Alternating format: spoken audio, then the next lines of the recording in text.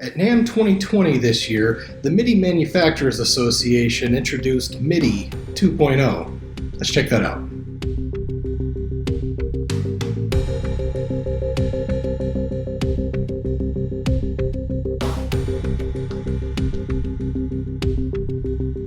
How is 2.0 different from MIDI 1.0? Well, MIDI 1.0 was one-directional, meaning it went from the transmitter to the receiver. 2.0 is bidirectional, so instead of just being a one-way conversation, the devices talk to each other, and so the transmitter can receive information back. So part of MIDI 2.0 is what is called MIDI CI, which is capability inquiry, which means that the devices can talk to each other and auto-configure.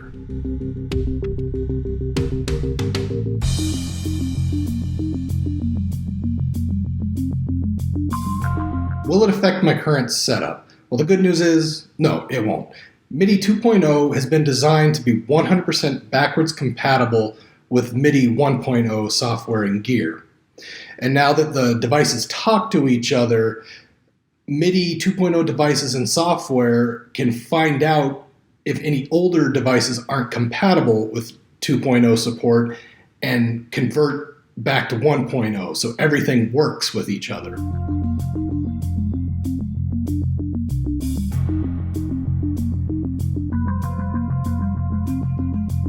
So why the update? More control and more musical expressiveness was one of the chief reasons why. One aspect of MIDI that can make music more human and more dynamic is the use of controllers. MIDI 1.0 has somewhere around 50 controllers.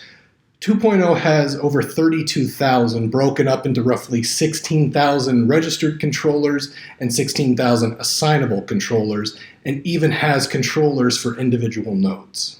There's also more precise pitch control for non-Western tunings and microtonal tunings, and so you can also have more nuanced pitch bending.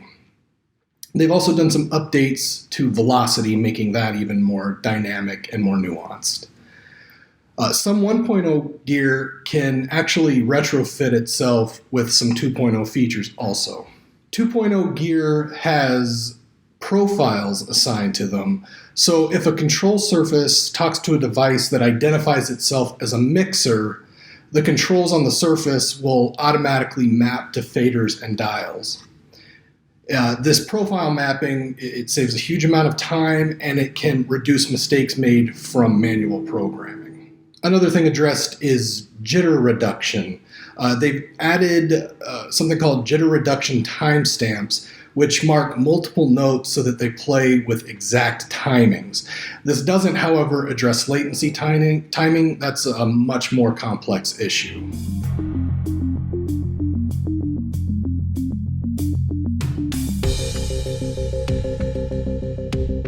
What work is still being done?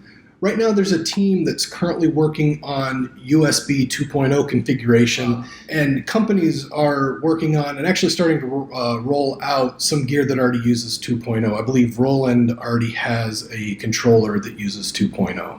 There is so much more that I didn't cover in this video, so I highly recommend going and reading the article over at MIDI.org. I'll put a link down below.